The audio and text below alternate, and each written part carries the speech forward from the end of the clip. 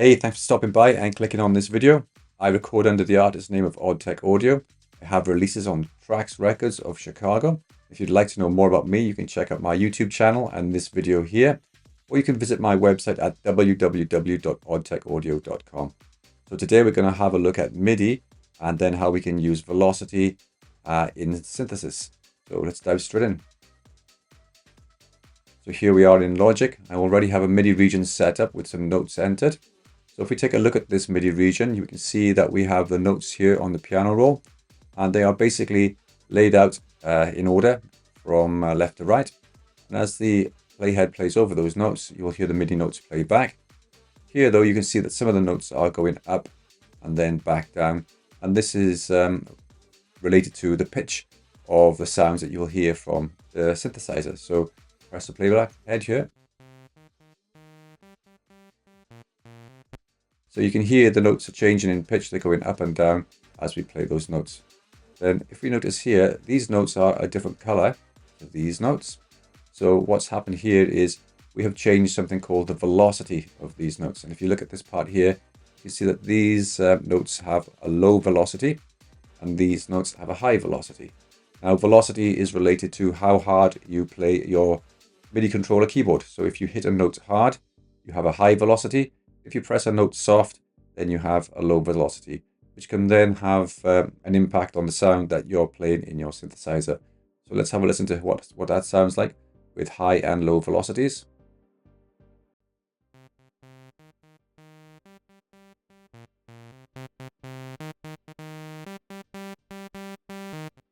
So you'll notice as the velocity increased, so did the sound level here, okay? Now what's happened there is, if we look at our synth, you can see here that our velocity, if we go into our matrix, is mapped to the volume level of our first oscillator on our synthesizer. So this oscillator level here is changing as the velocity increases. So again, let's play that back. And if we keep an eye on here, you'll see that this starts to move.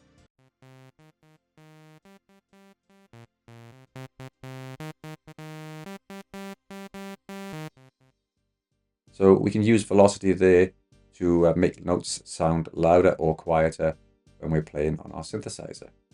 One of the other things we can do with our piano roll as well is we can change the position of notes by clicking and dragging them along. We can change the length of the notes as well to make them sound longer or shorter, like this. Move notes around like this as well to change how our sequence sounds when we are playing notes. So if we just listen to this now again.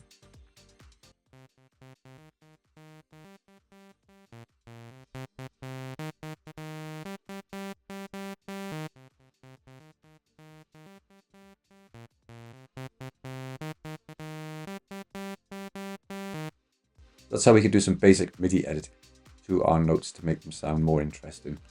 So let's move on to the next section, which is filter key tracking. So in this section here, if I open this copy of Serum, this time we're not using velocity to control a parameter. We are using the pitch of the notes. And here we have our filter setup. And if you notice here, we have this button here, which is filter key track. And if I turn that off and play back the notes, you'll see that our filter is static, nothing happens.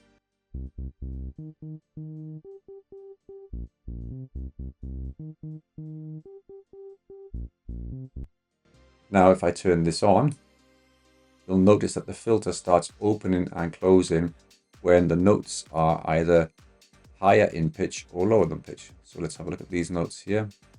Move this across so we can see the whole MIDI.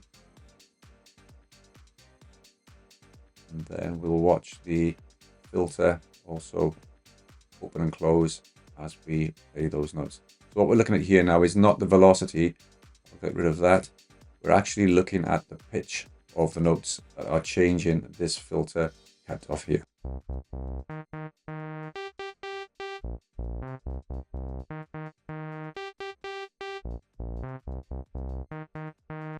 So you're noticing that as the lower notes play, the filter is here. As the next set of notes play, the filter then starts to open up to around this position. Then when we get to the high notes here, it opens right up to the top position here. So let's look at that again.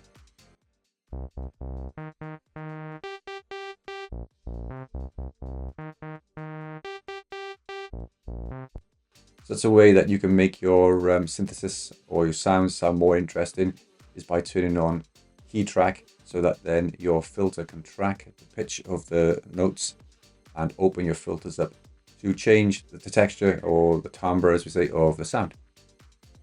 So next we're going to move on and take a look at portamento. So here I've set up a copy of Serum once again, and what we've done here is we've adjusted this knob here so that it's a little bit higher in value. And what's going to happen here is you're going to hear a pitch slide as we play back this sequence of notes.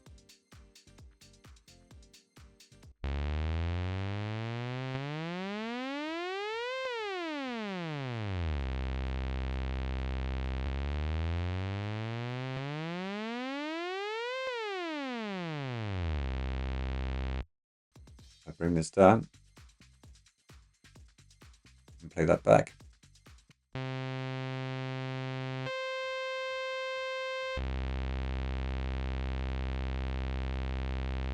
So now we don't have that slide in pitch between the notes, but if I turn it back up again, let's take another listen.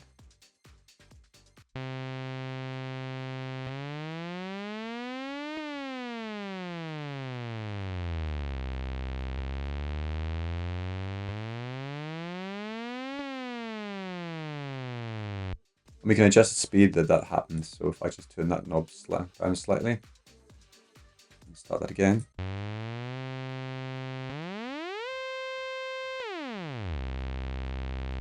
So you can adjust the speed of the pitch slide by adjusting this knob here. So again, that can create some interesting sounds in your tracks when you're using synthesizers. Next, we're going to take a look at arpeggiators. So in some DAWs, or most DAWs now, we have MIDI effects. So if I click on here, I have what's called a chord trigger, and then an arpeggiator as well. So the reason I have both of these is because what we want is to hear an arpeggiated sound, which is normally happens when you play a chord. And I've just turned on the chord trigger first to generate the chord, minor chord, so that it would then trigger our note arpeggiator here. Close that one, and let's press play on this one.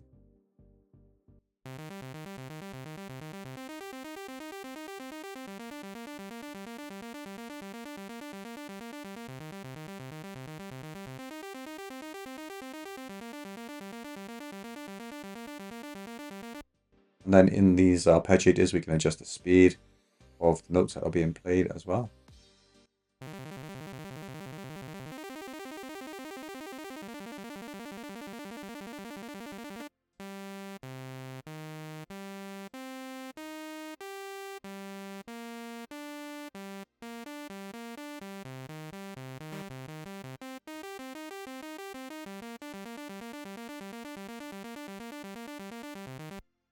So let's take a look at the next track, and that will show us what's actually happening or what the arpeggiator is doing. I'll mute that and have a look at the notes here. So basically what's happened is I've recorded that arpeggiator sequence into a MIDI track. So now we have the same sequence playing.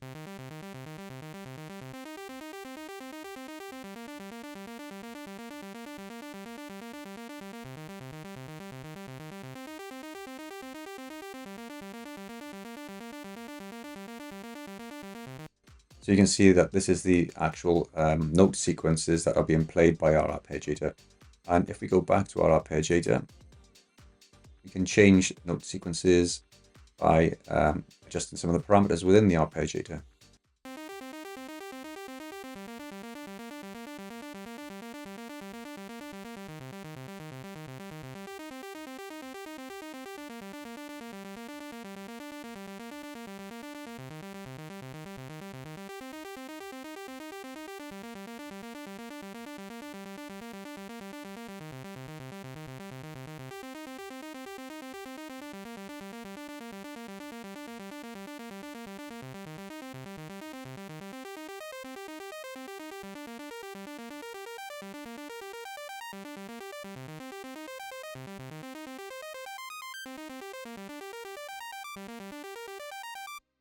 So we can adjust the parameters within this MIDI effects plugin to give us some more interest to our tracks as well.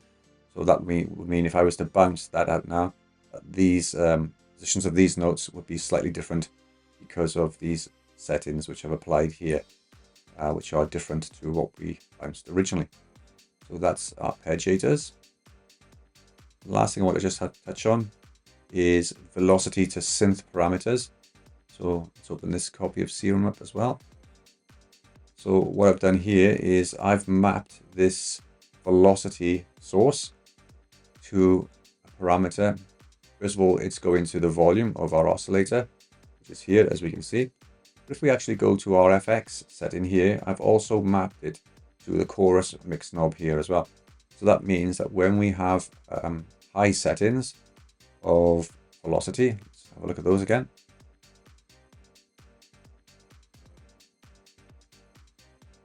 We can have different textures of sound playing back so that it makes, again, our synth patches or synth sounds just a little bit more interesting as they play back. So here we have low velocity notes and here we have high velocity notes. And what you'll notice is as these play back, that the FX knob here is going to be affected, and the chorus then will be applied differently depending on the velocity of the notes. So let's take a listen to that.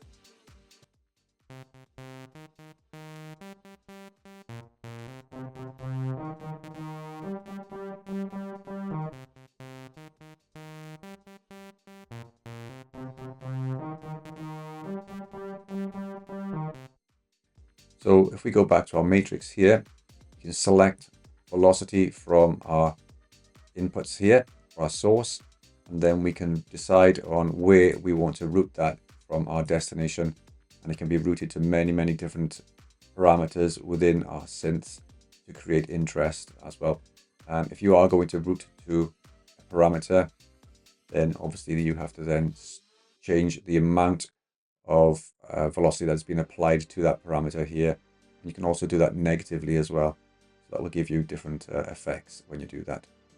So that was some basic MIDI and velocity tips and tricks that you can use with synthesis. Hope you found this video useful. If you did, don't forget to like and subscribe so that I can continue making more content just like this. So again, thanks for watching, take care, and I'll see you in the next video.